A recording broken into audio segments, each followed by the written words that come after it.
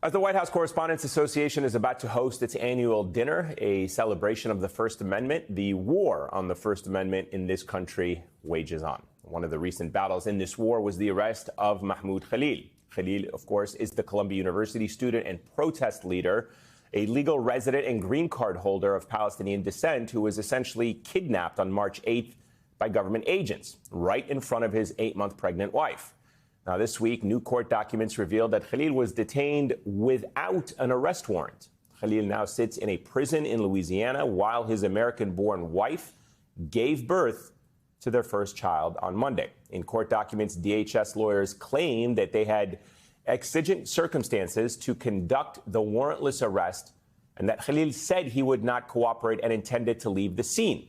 Of course, we've all seen the footage that was shot by Khalil's wife showing that he was in fact cooperating and told officers, yes, I am coming with you.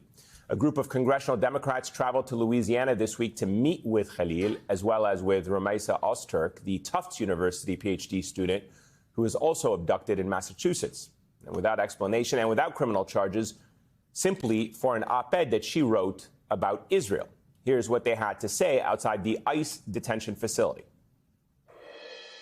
Both of these individuals are political prisoners. They don't belong here. This is not about enforcing the law. This is moving us toward an authoritarian state. Mahmoud Khalil has lived in Syria under Assad. He knows what an authoritarian regime looks like. And he says, this is it. This is it. Another detained student who got a visit from a member of Congress this week is Mohsen Mahdawi. Like Khalil, Mahdawi is a Columbia student of Palestinian descent and a peace activist known for building bridges with Jewish students and students of all backgrounds. On April 14th, at his naturalization hearing to become a U.S. citizen, he was abducted by government agents without any charges. Vermont Senator Peter Welch visited him at an ICE prison in Vermont and asked him to respond to Secretary of State Marco Rubio's charge that he is somehow a threat to national security and that his activism is anti-Semitic. Here's what he said. Basically, he is describing being anti-war as anti-Semitic. How could that be possible when my partners, most of my partners at Columbia's campus and beyond, are Jews and Israelis? My work has been centered on peacemaking. And all what I am doing, I am being a human. My empathy, as I mentioned before, extends beyond the Palestinian people. And my empathy extends to the Jews and to the Israelis. The abduction of the students and the attempt to deport them is a threat to freedom of speech and an attack on all Americans' right to dissent. And it is being done on the false premise that their speech is both a threat to American foreign policy, which we have said many times on this show is a laughable claim, and that their protests are anti-Semitic and a threat to the safety of Jewish students. But that's a dangerous and, quite honestly, a dishonest smear. We have heard the words of Mahdawi and Khalil. Their allies and partners in their protest movements are, in fact, Jewish students, many of them advocating for peace. But imagine, just imagine for a moment, if one of these students had said, I have killed a lot of Israelis in my life, and there's no problem with that. I mean, that would certainly sound threatening and be a reason for alarm, right? Well, guess what? Former Israeli Prime Minister Naftali Bennett once said, I have killed lots of Arabs in my life, and there is no problem with that. Well, this year, Bennett has already been welcomed to Columbia University, Harvard University, and Princeton University. And at Harvard, he even went further. He even joked about giving protesters a pager, a violent reference to Israel's deadly pager attack in Lebanon last year. Or imagine for a moment that any of these students, these student protesters, had openly advocated for bombing Israeli food supplies in an attempt to collectively punish and starve the Israeli people. That would be problematic, wouldn't it? Well, guess what? Itamar Ben-Gvir, Israel's racist national security minister, proudly posted on X this week that food and aid depots in Gaza should be bombed. Again, this man has been convicted in Israel of inciting racism and supporting terrorism. In the U.S., he is welcomed with open arms.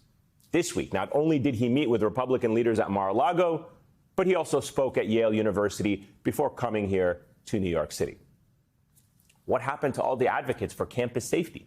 Where are the congressional hearings? Where are the demands for university presidents to step down for creating a dangerous environment for students? None of that is happening, because the truth is this was never about safety on campus for any students. This is a campaign that is all about stifling and now criminalizing criticism of Israel or support for Palestinian rights. And that campaign has become one of the gravest threats to American free speech in our lifetime. Starting us off this Saturday evening is California Congresswoman Laura Friedman. Congresswoman, thank you so much for making time for us. Let me start with the plight of these students. Some of your colleagues in Congress are now meeting with these students at ICE detention centers. When the Rumeisa Ozturk video emerged, you posted, "This scene and stories like it are deeply disturbing, especially as a Jewish woman." Can you talk about that moment that we're in where Donald Trump is claiming to be fighting anti-Semitism under the guise of protecting Jews, but using that as his cover to advance his authoritarian agenda? Yeah, I consider what Trump is doing to be weaponizing anti-Semitism, not fighting it. Certainly, we have seen problems with anti-Semitism on college campuses, and we've seen problems with Islamophobia on college campuses. I've worked extensively when I was in the California legislature with our university system and through legislation to find ways for universities to deal with hatred on their campuses, including anti-Semitism. And they were very receptive to that. But what's happening now is not helpful. I don't think it's making Jewish students safer.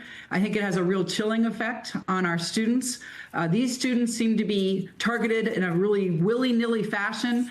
This is a chaotic response, and it's one that is frightening because, as you pointed out, it tramples our civil rights in this country, and it chills speech that shouldn't be, that might be difficult for people to hear or offensive, but somebody writing an op-ed in a newspaper that's not calling for violence, that's simply stating an opinion, should not be grounds to be picked up on the street and deported without due process. And let's be really clear that everyone deserves due process. And what we're seeing is that some of the accusations that have been made against these students are just flat out false. And so we need to know if they are really a danger to California, if they're a danger to the United States. Let's see the evidence through a trial. But that's not what this administration's offering. And it's even turned out that they've deported, in some cases, the wrong people with some deportations they've done of immigrants. And in this case, they thought they were picking someone up who they thought only had a student visa, who turned out to be a legal permanent resident of the United States. They are chaotic, they are bumbling, and they are trampling on our civil rights. Let me, if I can, pick up on the point that you talked about, the weaponization of anti-Semitism, and ask you about, does this not make Jews actually in danger in this country? Does it not threatening the way that Trump, the administration right now is doing all of this, actually cause a backlash against Jews by using Jews, if you will, as his pretext for this crackdown on freedom of speech? Isn't he opening the door for people to say, blame the Jews if they don't like these arrests and these deportations? The very same way that he, during the campaign, would say, if I lose, basically blame the Jews, or if Jews don't vote for him, they hate Israel. That is absolutely a concern of mine. And from this White House, you've seen them bring people who are white nationalists, who are from the far right, who are certainly no friends of the Jewish people, into the White House. We've seen them defend the same kinds of people. I worry about the deportations, certainly, and a backlash, as you said, and I certainly don't want universities defunded. Universities having less money for research, less money for scholarships, less money to spend on things like anti-Semitism efforts in the name of the Jewish people. That's not our values, and this administration does not reflect my value as a Jewish woman. Do you think, obviously these arrests are happening right now, there's no doubt about it. This escalation, this sharp escalation has happened under the Trump administration with these authoritarian actions. But when you look back at what happened during the protests last year, and they often happened in Democratic-run states or Democratic-run cities, do you think it was a mistake for Democrats, including the Biden administration, to not address these in a different way, to instead fan the flames of the attacks on college students and make these wild accusations against them that Trump is now using to justify his actions? I think that the campuses were unprepared for some of these protests. I think that there were people who came in, quite honestly, who were chaos agents, weren't even students. There weren't even students, and there were strong feelings on a lot of sides, which is understandable given what we've seen in the Middle East. But I think the college campuses have learned from this experience. I've worked with them on making sure that students know what's expected of them, of having, for instance, a code of conduct when students enter universities so that they know what's permissible protest and what's crossing a line, and then they're free to cross that line if they want, but at least they would know what the repercussions might be. Prior to the last few years, universities didn't generally have those kinds of understandings with their students. And certainly, I feel that a lot of universities, even ones that had DEI departments, didn't necessarily teach anti-Semitism and didn't have places where students who were experiencing anti-Semitism to go to. So there were issues that we saw on the campus that were real issues, but deporting students is not the answer. The answer is working with college communities to make sure that people understand what anti-Semitism is and what it's not, and what behavior we expect from students when they protest on any issue. Let me, if I can, widen out a little bit, Congresswoman. You just returned to the U.S. from a congressional delegation trip to the UK, Israel, Jordan, Greenland, focusing on a lot of the very pressing foreign affairs issues facing this country. Today, of course, at the Vatican, President Trump met with Ukrainian President Volodymyr Zelensky. And afterward, Trump, questioned Vladimir Putin's commitment to ending this war. It obviously comes in the same week that he sent out a bizarre tweet on Truth Social saying, "Vladimir, stop," seemingly begging the Russian leader to end this war. What do you make of these latest developments on that front, and whether or not we are any closer to ending this war with the Trump peace plan? We met with officials. This was a congressional delegation organized by Leader Jeffries, and we met with officials in London and in Denmark. And I can't tell you how alarmed these leaders in Europe are over the U.S. seeming to give a pass to Russian aggression, to try to change the facts that Russia invaded a sovereign nation and is trying to take over part of another country, and is doing so in an incredibly violent manner that they don't seem to show any sign of slowing down on.